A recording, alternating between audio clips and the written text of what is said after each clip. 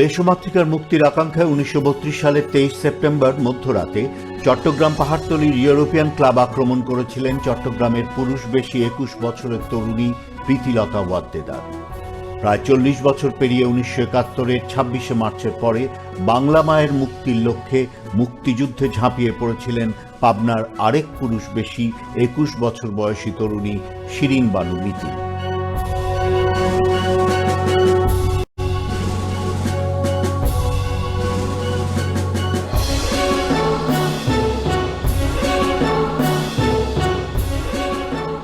পাকিস্তানিরা যখন গণহত্যা শুরু করল, পারিবারিক রাজনৈতিক পরিমণ্ডলে বেড়ে ওঠা পাবনা এডওয়ার্ড কলেজের বাংলা বিভাগের প্রথম বর্ষের ছাত্রী, পাবনা জেলা ছাত্র ইউনিয়নের অন্যতম নেত্রী শিরিন বানু মিতিল আর ঘরে বসে থাকতে পারলেন না। পাকিস্তানি হানাদারদের প্রত্যাঘাত করতে যোগ দিলেন যুদ্ধে।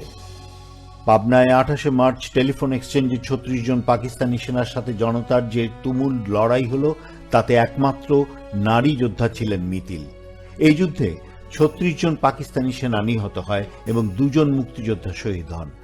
31 মার্চ পাবনার পলিটেকনিক ইনস্টিটিউটে কন্ট্রোল রুম স্থাপিত হলে কন্ট্রোল রুমের পুরো দায়িত্বে ছিলেন যারা, তাদের মধ্যে সবচেয়ে কম বয়সী এবং একমাত্র নারী ছিলেন শিরিন বানু মিতিল।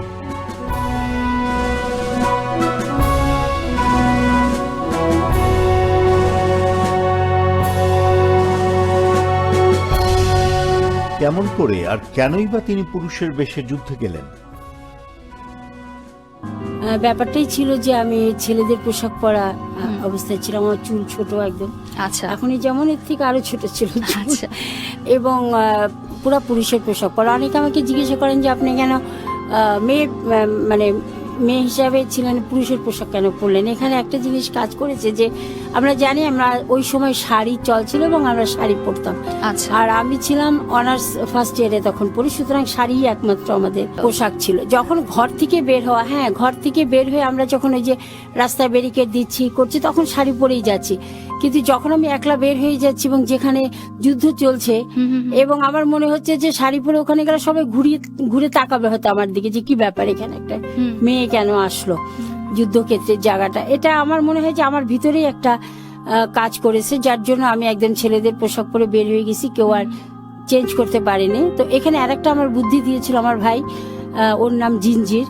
যখন ওরা চলে যাচ্ছে আমার একটু মন খারাপ, তখন ও বলছিল মিতিল বুঝি তুমি তো প্রীতিলতার মতো ছেলে সেজে আমাদের সাথে আসতে পারো। এই যে বুদ্ধিটা যেটা বললো যে আসলে তাহলে ছেলের পোশাক পরলেই যদি এত সহজ হয় যাওয়াটা, তাহলে কেন না। এবং সাথে সাথে ওদের ঘরে যে ওদের ড্রেস থেকেই আমি বেছে নিলাম যে আমার যেটা ফিট করে।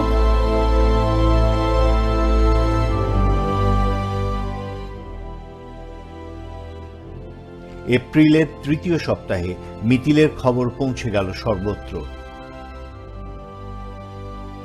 ইন্ডিয়ান স্টেটসম্যান পত্রিকার রিপোর্টার মানস ঘোষ, উনি যখন আমাদের পাবনা মুক্ত ছিল এপ্রিলের 10 তারিখ পর্যন্ত, ওনারা রিপোর্ট সংগ্রহে বাংলাদেশের ভিতরে ঢোকেন এবং সেখানে যখন জিজ্ঞাসা করেন ডিসি সাহেবকে যে কোনো মেয়ে আপনাদের এই যুদ্ধ আছে কিনা, তখন উনি বললেন যে ইয়েস, হেয়ার শি ইজ, বলে আমার সাথে পরিচয় করিয়ে দিলেন। এবং তখন একটা ইন্টারভিউ নেয় এবং সেই ইন্টারভিউটা স্টেটসম্যান পত্রিকার ফার্স্ট পেজে উঠেছিল। আচ্ছা, এবং এই টাইটেলটা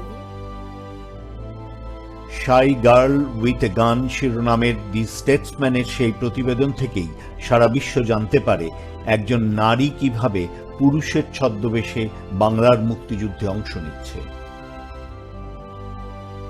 আমাদের ছেলেদের গ্রুপ আমরা একসাথে সহায়ক সমিতি অফিসে বসছি এবং নাম রেজিস্ট্রি করে বিভিন্ন ক্যাম্পে পাঠিয়ে দিবে।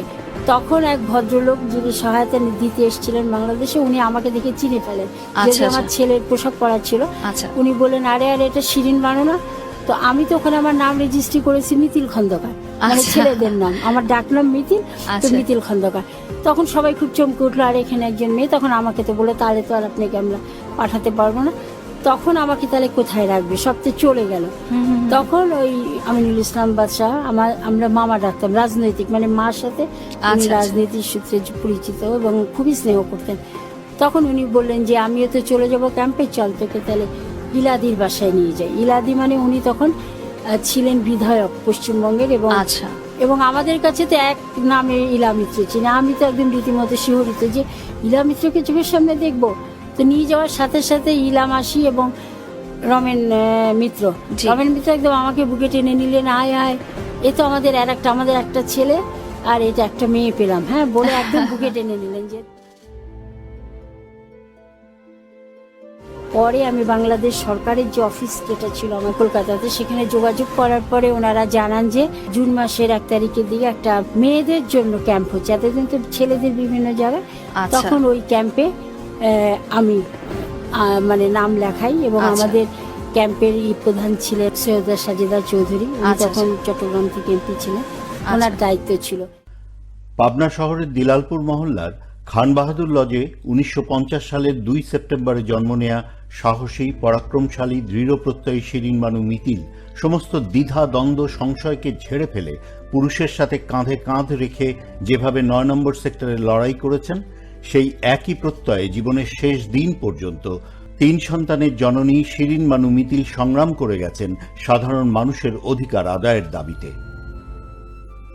যেটা আমি বলছিলাম যে 71 বাঙালি জাতিকে বিশ্বের দরবারে মাথা উঁচু করে দাঁড়া করিয়ে দিয়েছে। 71 মানেই হলো বাংলাদেশের মুক্তিযুদ্ধে বাঙালি জাতির বীরত্ব গাথা। সমস্ত পৃথিবী বাংলাদেশকে চিনেছে, বাংলাদেশকে জেনেছে।